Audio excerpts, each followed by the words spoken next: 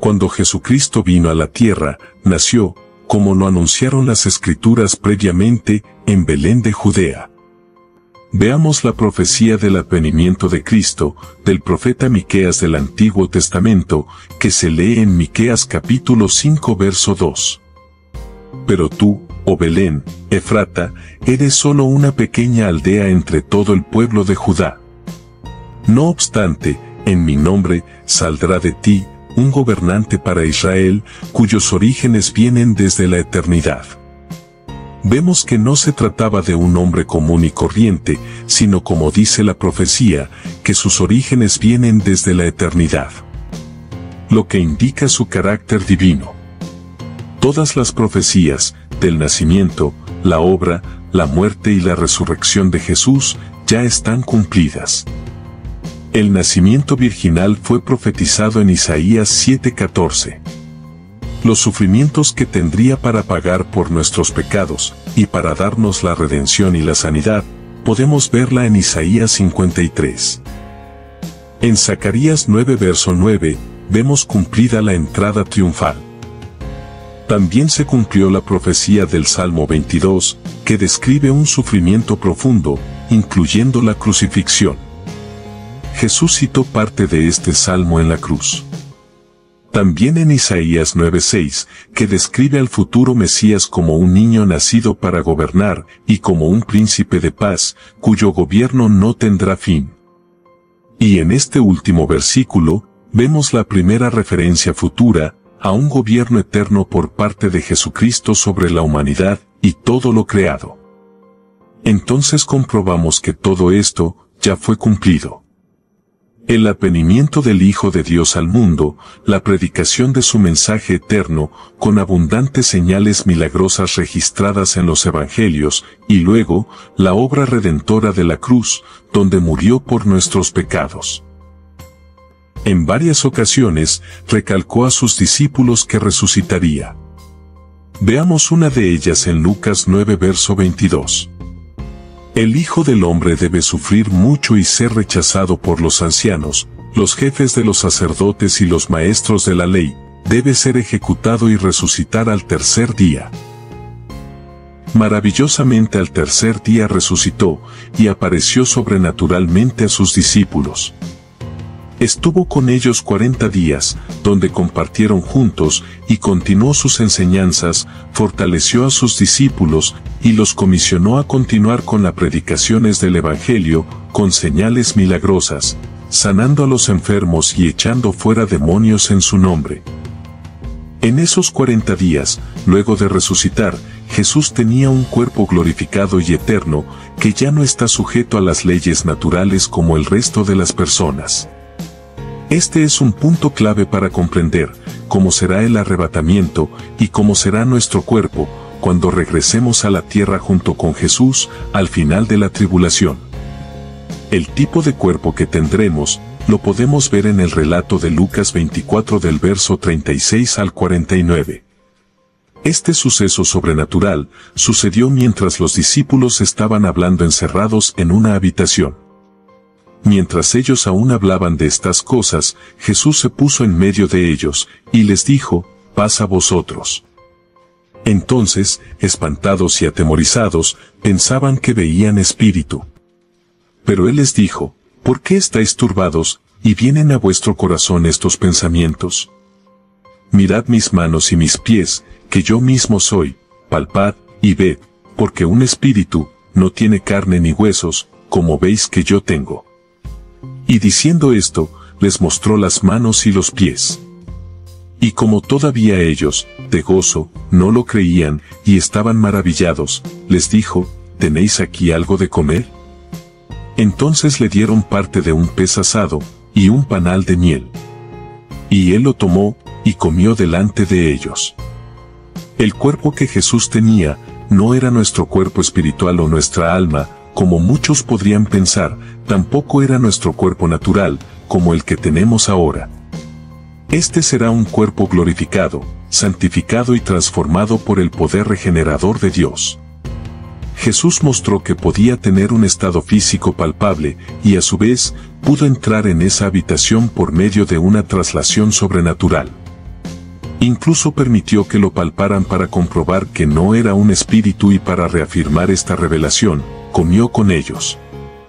Este cuerpo tiene la capacidad de estar de forma integral en el reino de Dios, así como estar también en la tierra.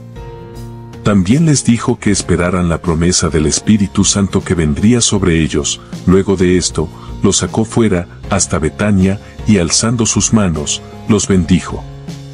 En el siguiente acontecimiento, vendrá uno de los anuncios que Dios nos dejó por medio de ángeles en las Escrituras, al estar Cristo ascendiendo a los cielos, con su nuevo cuerpo glorificado. Se describe con más detalle, en el libro de los Hechos capítulo 1 del versículo 9 al 10. Y habiendo dicho estas cosas, viéndolo ellos, fue alzado, y le recibió una nube que le ocultó de sus ojos. Y estando ellos con los ojos puestos en el cielo, entre tanto que él se iba, he aquí se pusieron junto a ellos, 2 varones con vestiduras blancas, los cuales también les dijeron, varones Galileos, ¿por qué estáis mirando al cielo? Este mismo Jesús, que ha sido tomado de vosotros al cielo, así vendrá como le habéis visto ir al cielo. Estos 2 ángeles tenían la misión de comunicar a los apóstoles, discípulos reunidos allí, y a todos nosotros, que de la misma manera que lo estaban viendo irse, volvería. Todas las demás profecías sobre Cristo se han cumplido, solo queda su regreso. Usualmente muchos confunden el arrebatamiento de la iglesia con la segunda venida de Cristo, pero estos son 2 eventos separados, aunque en un tiempo cercano entre uno y otro. El arrebatamiento de la iglesia será el momento cuando Jesús y millares de ángeles tomarán a todos los creyentes de Cristo que estemos vivos, que hayamos nacido de nuevo, y que estemos caminando en santidad para transformar nuestros cuerpos y convertirlos en cuerpos regenerados y glorificados, tal como el cuerpo que tuvo Cristo al resucitar de entre los muertos. Esto será una conmoción mundial que cambiará el mundo en un instante. La Biblia dice que los muertos en Cristo resucitarán primero, y los que estemos vivos, seremos arrebatados en el cielo, juntamente con ellos.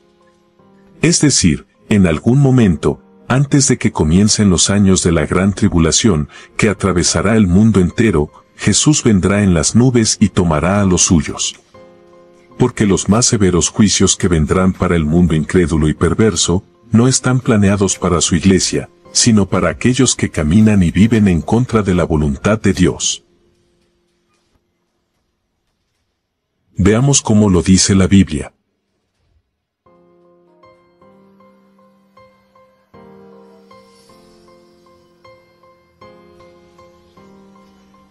Porque el Señor mismo con voz de mando, con voz de arcángel, y con trompeta de Dios, descenderá del cielo, y los muertos en Cristo resucitarán primero.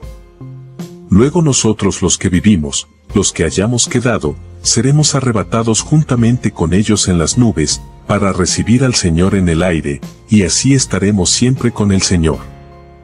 Primera de Tesalonicenses capítulo 4 del versículo 16 al 17. Los que estemos vivos cuando suceda, seremos transformados en nuestros cuerpos para ser levantados, al mismo tiempo que los muertos en Cristo resuciten. El apóstol Pablo también confirmó este evento, en 1 de Corintios capítulo 15 del verso 51 al 52. He aquí, os digo un misterio, no todos dormiremos, pero todos seremos transformados. En un momento, en un abrir y cerrar de ojos, a la final trompeta, porque se tocará la trompeta, y los muertos serán resucitados incorruptibles, y nosotros seremos transformados. Y segunda de Tesalonicenses del verso 7 al 9, agrega: y Dios les brindará descanso a ustedes que están siendo perseguidos y también a nosotros cuando el Señor Jesús aparezca desde el cielo. Él vendrá, con sus ángeles poderosos, en llamas de fuego, y traerá juicio sobre los que no conocen a Dios y sobre los que se niegan a obedecer la buena noticia de nuestro Señor Jesús. Serán castigados con destrucción eterna, separados para siempre del Señor y de su glorioso poder. Debemos entender que seremos arrebatados para ir al cielo, y presentarnos ante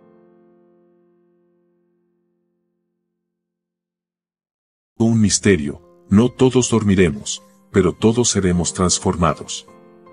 En un momento, en un abrir y cerrar de ojos, a la final trompeta, porque se tocará la trompeta, y los muertos serán resucitados incorruptibles, y nosotros seremos transformados. Y segunda de Tesalonicenses del verso 7 al 9, agrega: y Dios les brindará descanso a ustedes que están siendo perseguidos y también a nosotros cuando el Señor Jesús aparezca desde el cielo.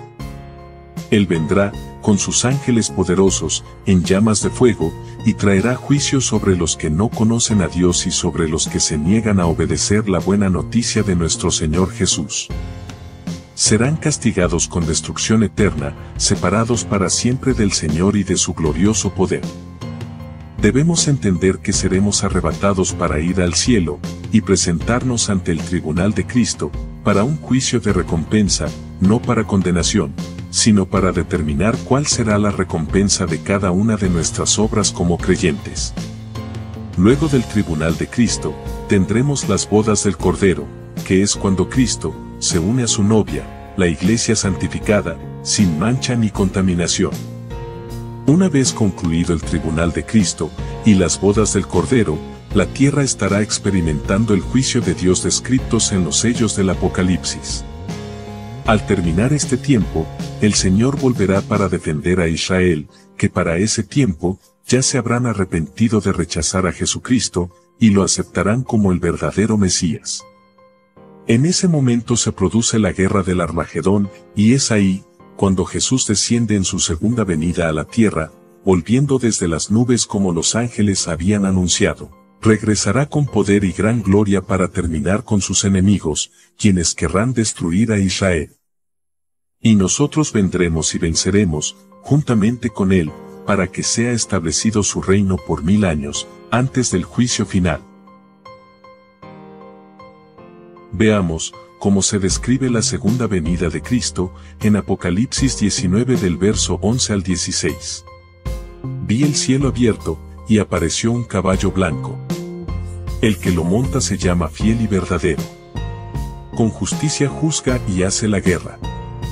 Sus ojos eran como llamas de fuego, y en su cabeza había muchas diademas. Llevaba escrito un nombre que nadie más conoce sino él. Vestía un manto empapado en sangre, y su nombre es la Palabra de Dios. Los ejércitos celestiales lo seguían, vestidos de lino finísimo, blanco y limpio. De su boca sale una espada afilada, para herir con ella a las naciones. Él las regirá con un cetro de hierro. Pisa el lagar del ardiente furor del Dios Todopoderoso.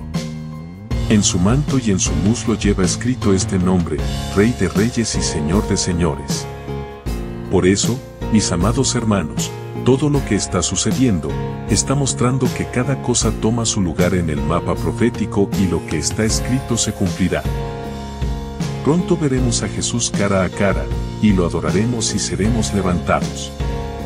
Es tiempo de estar a cuentas con Él, de desechar la incredulidad y la rebeldía, dejar de lado el orgullo y decidir santificarnos, para recibir a Cristo en el aire.